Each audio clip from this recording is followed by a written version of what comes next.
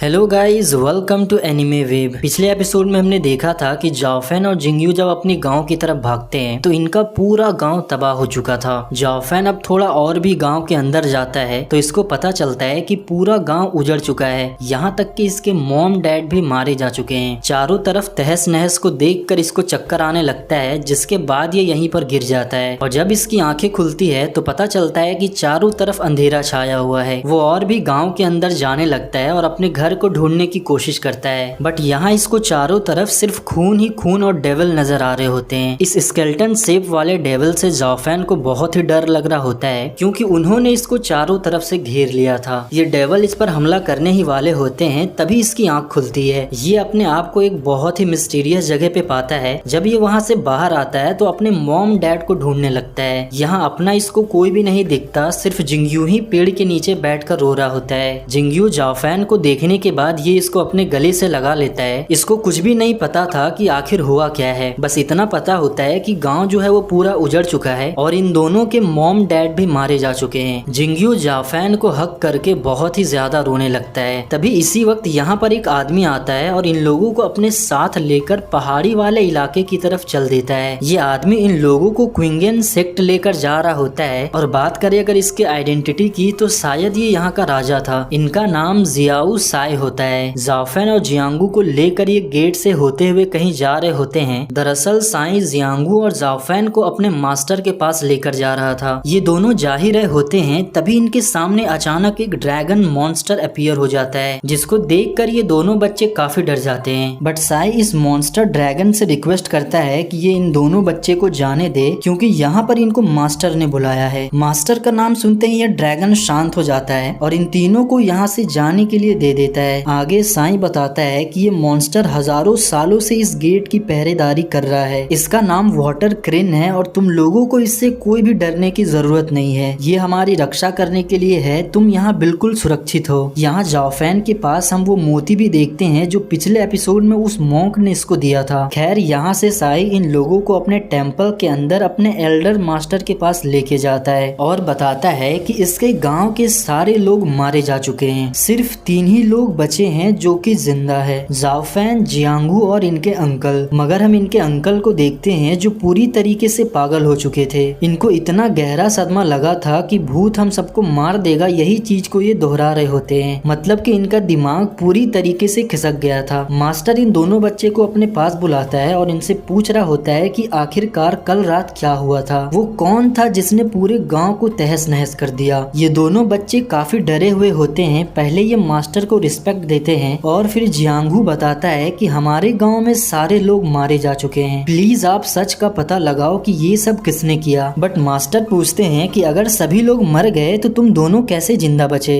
जियांगू इतना ही बता पाता है कि मैं अपने घर पर सो रहा था, पर सुबह जब आंख खुली तो चारों तरफ सिर्फ तबाही मचा हुआ था। पेड़ पौधे, घर, जानवर सभी इधर उधर बिखरे पड़े हुए थे। जियांगू को जो भी पता होता है वो मास्टर को सारी चीजें बता देता है और अपने मॉम डैड को याद करके ये काफी इमोशनल हो जाता है। मास्टर अब जाओफेन से पूछते हैं कि तुमने क्या देखा था। जाओफेन को सारी चीजें पता थी कि पिछले रात इविल मैन और मॉन्ग के बीच में फाइट हुआ था, जिसके बाद इनका पूरा गांव तहस नहस हो गया। ये मॉन्ग की बातों को याद भी करने लगता है, जिसमें उन्होंने सारी चीजों को सीक्रेट रखने के लिए कहा था। इसीलिए यहाँ पर ये कुछ भी नहीं बताता है, जिससे मास्टर समझते हैं कि ये अभी तक सदमे में है, इसीलिए बेचारा नहीं बोल पा रहा है। अब इन दोनों बच्चे को यहाँ से बाहर लेकर जाया जाता है। उसके बाद यहाँ पर जितने भी मास्टर होते हैं वो सभी लोग डिस्कस करने लग जाते हैं। एक मोटू मास्टर कहता है कि हम अपने अंदर आने वाले गांव को भी नहीं बचा सके, तो आखिरकार हम लोग बुराई को कैसे खत्म कर पाएंगे। एक और मास्टर खड़ा होता है और वो कहता है कि हम लोग जज्बात में आकर कोई भी डिसीजन नहीं ले सकते, पहले हमें इन दोनों बच्चे के बारे में सोचना होगा, मतलब कि इन दोनों को हमें अपना शिष्य बनाना होगा। एक मास्टर फिर खड़े होते हैं जिनका नाम शैंग था। ये कहते हैं कि मैं जिंगयू को अपना शिष्य बनाने के लिए तैयार हूँ। तभी दूसरा एल्डर कहता है कि तुम्हारे अंदर तो 200 बच्चे पहले से ही हैं। 200 बच्चे तुमसे संभाले नहीं जाते, तुम नए बच्चे को कैसे संभालोगे। तभी ये मोटा मास्टर कहते हैं कि मास्टर सैंग बिल्कुल ठीक कह रहे हैं, तुम ऑलरेडी बहुत सारे बच्चे की देखभाल कर रहे हो, इसीलिए मैं चाहता हूँ कि जाओफेन मेरे पास आकर रहे। इन सभी मास्टर को देखकर हमें ऐसा लग रहा होता है कि इन सभी के बीच में बिल्कुल भी नहीं बनती। सभी एक दूसरे पर आरोप लगाते हैं और सिर्फ अपने फायदे के बारे में सोचते हैं। बट जो मेन मास्टर होते हैं इन सभी की बहस को शांत करवाते हैं और दोनों बच्चे को अलग अलग मास्टर को सौंप दिया जाता है और गांव का हाल वो किसने किया इसके बारे में पता लगाने के लिए कहते हैं। अब हम जाओफेन और जिंगयू को देखते हैं जो सीढ़ी पर बैठकर अपने मॉम डैड को याद कर रहे थे। ये दोनों काफी सैड होते हैं, इनको यहाँ से घर जाना था। तभी यहाँ पर एल्डर मास्टर आते हैं और इनको बताते हैं कि हमारा भाग्य हमारे ही हाथों में होता है। अब यहाँ दोनों बच्चे को अपने मास्टर से इंट्रोड्यूस करवाया जाता है। जाओफेन के मास्टर का नाम सोंग डैरेन था। ये इसको अपने साथ चलने के लिए कहते हैं। जिंगयू भी अपने मास्टर के साथ जा रहा होता है, मगर जाने से पहले वो जाओफेन को गले से लगा लेता है। क्या पता अब दोबारा ये लोग मिले या ना मिले, मतलब कि यहाँ ये दोनों बच्चे अलग हो रहे थे। अलग होते होते जिंगयू जाओफेन को समझाता है कि कभी भी किसी से बुली मत होना। अब अगले सीन में जाओफेन अपने मास्टर के यहाँ पहुँच जाता है। यहाँ पहले से ही बहुत सारे बच्चे थे जो जाओफेन से काफी बड़े थे। ये सभी बड़े बच्चे जाओफेन को काफी बुली कर रहे होते हैं और कहते हैं कि क्या तुम यहाँ भारी तलवार उठा पाओगे, क्या तुमने कभी मार्शल आर्ट का नाम सुना है। फिर ये लोग इसकी तलवार को इससे छीन लेते हैं और इसको बहुत परेशान करना शुरू कर देते हैं। तभी यहाँ पर आती है एक छोटी बच्ची जो जाओफेन की ही उम्र की थी। ये छोटी लड़की इनके मास्टर की बेटी थी जिससे ये सारे बड़े बच्चे डरा करते थे। ये बच्ची जाओफेन की साइड लेती है और इन लोगों से कहती है कि तुम लोग इसको बुली क्यों कर रहे हो। सभी बड़े लड़के इससे डरने लगते हैं कि अगर फिर दोबारा इन्होंने ये किया तो ये अपने मदर और फादर को इसके बारे में बता देगी। तभी यहाँ पर इन सब के मास्टर आते हैं और फिर ये बारी बारी से जाओफेन का इंट्रोडक्शन सबसे करवाते हैं। अब सभी बड़े बच्चे इसका वेलकम करते हैं। मास्टर बताते हैं कि जाओफेन तुम्हारे छोटे भाई जैसा है, इसीलिए अब से तुम लोगों को ही इसका ध्यान रखना है। लेकिन जाओफेन इन सबसे काफी गुस्सा था, इसीलिए वो अपनी तलवार इन लोगों से छीन लेता है। आगे ये बहुत ही पोलाइट तरीके से सबको टी सर्व करता है, जिसे देखकर वो छोटी बच्ची काफी खुश हो रही होती है और फिर सभी लोग खाना खाने के लिए बैठ जाते हैं। मास्टर अब हाओचेन का भार अपने अंदर के मास्टर को सौंप देते हैं और फिर यहाँ से चले जाते हैं। अब वो छोटी बच्ची कहती है कि जाओफेन मेरा यंगर ब्रदर है, अब से मैं इसकी देखभाल करूंगी। अगर किसी ने भी मेरे भाई को बुली किया तो मैं उसकी शिकायत अपने पापा से कर दूंगी। जिसके बाद वो सभी बड़े लड़के अपना अपना खाना निकालकर जाओफेन को देने लग जाते हैं। जाओफेन जब अकेले होता है तो ये उस मोती को निकालता है जो इसके मॉन्क ने इसको दिया था और कहा था कि रात के अकेले में तुम्हें प्रैक्टिस करनी होगी, इसीलिए अब ये ध्यान लगाना स्टार्ट करता है। अब अगली सुबह जब जाओफेन उठता है तो ये उस लड़की को देखता है जो अपने कुत्ते के साथ खेल रही होती है। इसका डॉग बहुत ही प्यारा होता है, लेकिन जब वो जाओफेन को देखता है तो उस पर भौंकने लगता है, जिस पर ये अपने कुत्ते को समझाती है कि ये मेरा दोस्त है, तो फिर वो भौंकना बंद कर देता है। ये डॉग बहुत ही ज्यादा स्ट्रॉन्ग था, लगभग ये 50 सालों तक जी सकता है। छोटी लड़की कहती है क्योंकि तुम मेरे से छोटे हो इसीलिए तुम्हें मेरी हर बात माननी होगी, जिस पर जाओफेन भी हाँ में हाँ मिलाता है। बट इसी वक्त यहाँ पर इसके मास्टर डैरेन आ जाते हैं और इसको अपने साथ चलने के लिए कहते हैं। यहाँ से जाओफेन की ट्रेनिंग स्टार्ट होने वाली थी। मास्टर इसको बैम्बू काटने के लिए कहते हैं और पूछते हैं कि क्या तुम इन लकड़ियों को काट पाओगे, तो ये कहता है कि ये तो मेरे लिए आम बात है। तभी हम उस छोटी लड़की को देखते हैं जो बहुत ही फुर्ती से बैम्बू काटती है और बहुत ही शानदार तरीके से उसे कलेक्ट कर लेती है। अब बैम्बू काटने की बारी जाओफेन की आती है। ये जैसे ही उसको काटने के लिए जाता है वो पेड़ इसको जोर से मारता है। फिर मास्टर बताते हैं कि ये कोई आम बैम्बू नहीं है, इसको काटने के लिए तुम्हें बहुत सारा प्रैक्टिस करना होगा। और फिर यहाँ से मास्टर इसको ट्रेनिंग देना स्टार्ट कर देते हैं। ये रोज बहुत ही कड़ी मेहनत करता था और रोज अलग अलग मार्शल आर्ट सीखता था। इसी तरह ये धीरे धीरे अपने इनर एनर्जी को एक्टिवेट करने लगता है। ऐसे करते करते जाओफेन सभी चीजों में एक्सपर्ट हो जाता है और अब हम देखते हैं कि ये बड़ा हो चुका है और अब ये फाइनली बैम्बू को काट कर उसे बहुत ही शानदार तरीके से कलेक्ट कर लेता है और ये एपिसोड यही खत्म हो जाता है।